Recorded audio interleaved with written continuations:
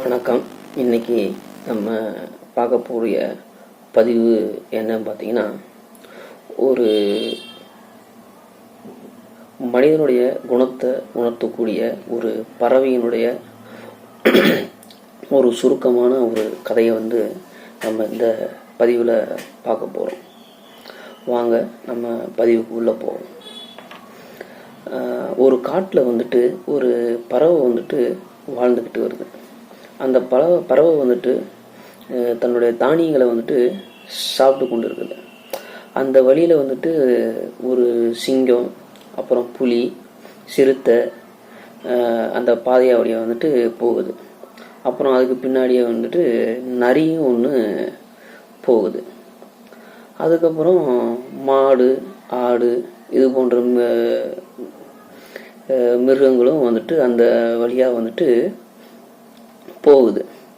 அப்புறம் அதுக்கப்புறம் ஒரு நாயும் அந்த பாதை வழியாக போகுது.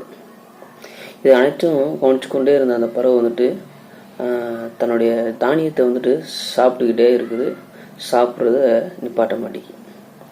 ஆனால் அதே பாதை வழியில் அப்போது ஒரு மனிதர் ஒருவன் நடந்து போகிறான்.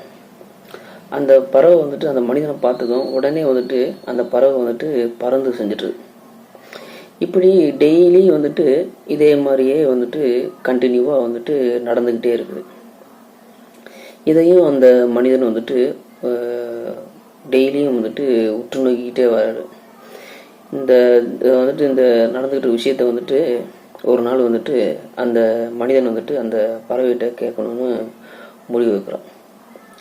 ஒன்று அந்த மனிதனும் ஒரு நாள் அந்த பறவைகிட்ட கேட்குறாப்புல, அனைத்து மிருகங்களும் போகுது, ஆனால் நீ தானியங்கள் சாப்பிட்டு கொண்டே தான் இருக்கிற.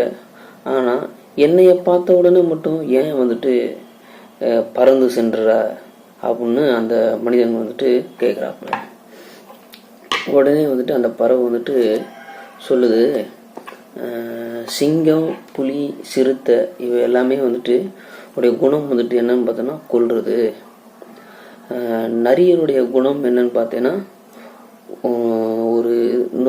இன்னொரு மிருகங்களை ஏமாற்றக்கூடியது. மாடு, ஆடு உடைய குணங்கள் முற்ற குணம். நாயினுடைய குணம் கடிப்பது.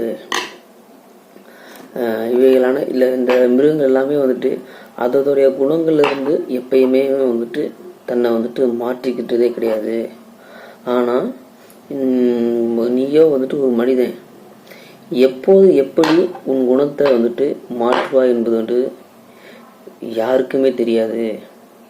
ஆனால் அதனால தான் உன்னை பார்த்ததும் பயந்து பறந்து போயிடுறேன் அப்படின்னு அந்த பறவை கூறுது. இந்த பதிவு எந்த அளவுக்கு உங்களுக்கு உண்மையாக தோணுது அப்படின்னு கொஞ்சம் யோசிச்சு பார்த்தீங்கன்னா, மனிதனுக்குரிய குணங்கள், மனிதன் நடந்து கொள்ளக்கூடிய இயல்பான வாழ்க்கை நெறிமுறைகள் இவை அனைத்துமே உங்களுக்கு நல்ல தெளிவாக புரியும். இந்த சிறு கதையும் ஒவ்வொரு மனிதர்களும் எப்படி குணம் கொண்டவர்களாக, எந்த நேரத்தில் எப்படி குணம் கொண்டவர்களாக இருப்பார்கள் என்பதை யாராலையும் கணிக்க முடியாது அப்படிங்கிறத இந்த கதை உங்களுக்கு நல்லா உணர்த்தும் அப்படிங்கிறத சொல்லிக்கிறேன். எப்பயுமே மனிதர்கள் அடுத்தவர்கள் மேல் ஒரு அன்பான குணம் கொள்வோம் அப்படின்னு சொல்லி முடிச்சுக்கிறேன். நன்றி, வணக்கம்.